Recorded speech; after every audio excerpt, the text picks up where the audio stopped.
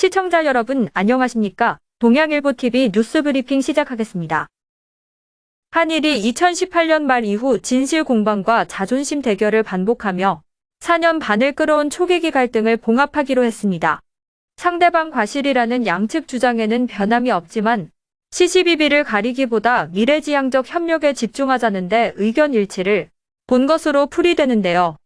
이종석 국방부 장관과 하마다 야스카즈 일본 방위상은 4일 싱가포르에서 진행 중인 제20차 아시아 안보회의를 계기로 회담하고 초계기 갈등에 대해 양측이 재발 방지 대책을 마련하는 대중점을 두기로 합의했습니다. 초계기 갈등은 2018년 12월 20일 동해에서 조난한 북한 어선을 수색하던 해군 관계토대왕함이 근처로 날아온 일본 해상자위대 피해 초계기를 향해 사격 통제 레이더를 조사했다고 일본 측이 주장하면서 촉발됐는데요. 이처럼 한일 국방당국이 끝까지 기존 주장을 굽히지 않으면서도 갈등을 덮고 지나가기로 한 것은 윤석열 대통령과 기시다 후미오 일본 총리가 양국 관계 정상화와 관계 증진에 합의한 데 따른 것으로 풀이됩니다. 정부가 최근 3년간 국고보조금을 받은 1만 2천여 개 민간단체에 대한 감사를 벌인 결과 1조 1천억 원 규모 사업에서 1,860억 원의 부정과 비리가 확인된 것으로 나타났습니다. 여기서 확인된 부정 사용액만 314억 원인 것으로 조사됐는데요. 감사 대상은 민간단체 1만 2천여 개에 6조 8천억 원 규모의 국고보조금이 지급된 사업입니다. 대통령실에 따르면 전체 민간단체는 2만 5천여 개로 절반가량이 감사 대상에 포함된 셈인데요. 대표적 사례로 한 통일운동단체가 민족의 영웅을 발굴하겠다며 6,260만 원을 정부로부터 받아 윤석열 정권 퇴진운동을 벌인 것이 지적됐습니다. 정부는 이렇게 부정 사용한 국고보조금은 전액 또는 일부 환수키로 했습니다. 정부는 민간단체 국고보조금 사용의 부정비리를 차단하기 위해 관리를 강화키로 했는데요. 보조금을 수령한 단체뿐만 아니라 그로부터 위탁 재위탁을 받아 실제 예산을 집행한 하위 단체들도 국고보조금 관리 시스템인 이나라도움에 전부 등록하도록 했습니다. 이와 함께 회계서류, 정산보고서, 각종 증빙 등도 빠짐없이 올려 투명하게 공개되도록 할 방침입니다.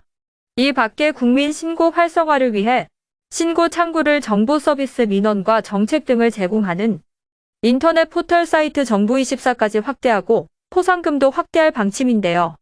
윤석열 대통령은 이번 감사 결과를 보고받고 보조금이 워낙 방대해 국민이 직접 감시하지 않으면 잘못 사용될 소지가 있다며 포상금 제도를 강화하라고 지시했다고 대통령실 고위 관계자가 전했습니다. 자녀 특혜 채용 의혹에 대한 감사원 감사를 거부한 노태학 중앙선거관리위원장과 선거관리위원들이 검찰에 고발당했습니다. 국민의힘 이종배 서울시의원은 4일 서울 서초동 서울중앙지검 앞에서 기자회견을 열어 선관위의 감사 거부는 명백한 불법 행위라며 감사원법 위반 혐의로 선관위원장과 위원 전원을 고발했다고 밝혔는데요.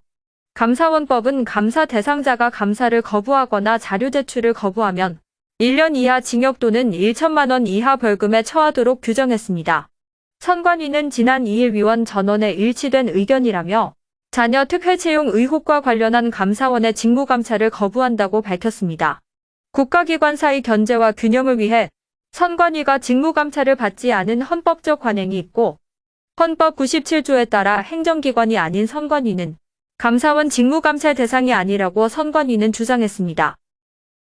충남도가 민선 8기 1호 과제인 베이밸리 메가시티의 또 다른 대동맥이 될 아산만 순환철도 건설과 국립경찰병원 분원 2028년 개원을 위해 행정력을 집중 투입합니다. 김태흠 지사는 2일 민선 8기 2년차 시군 방문 9번째 일정으로 아산시를 찾아 정책 현장 방문, 언론인 간담회, 도민과의 대화 등을 통해 아산의 미래 발전 방안을 모색했는데요. 도민과의 대화에서 김 지사는 최근 도정 성과를 보고한 뒤 아산 발전을 위해 아산만 순환철도 건설, GTX-C 노선 천안 아산 연장, 경찰병원 분원 건립 등을 꺼내며 조속히 추진하겠다고 강조했습니다. 아산만 순환철도는 충남 천안과 아산, 당진 등과 경기도 평택 일원을 타원형으로 연결하는 103.7km 규모로 2035년까지 9,618억 원을 투입해 건설한다는 계획인데요. 또 도는 국립경찰병원 분원에 대해선 아산시 초사동 경찰인재개발원 유휴지 81,118제곱미터에 550병상의 상급 종합병원급으로 건립한다는 계획입니다. 김 지사는 경찰병원 분원이 2028년 개원할 수 있도록 예타와 정부 예산 확보 대응, 인허가 등 행정 절차 단축, 도시개발 사업 추진 등에 총력을 다할 것이라고 강조했습니다. 국내 최고 권위를 자랑하는 공주 고만하루 국제연극제가 성년의 모습으로 관객들을 맞이합니다. 문화체육관광부와 충청남도가 후원하는 20회 고만하루 국제연극제가 오는 8월 5일에서 13일까지 공주시 아트센터 고마에서 열리는데요.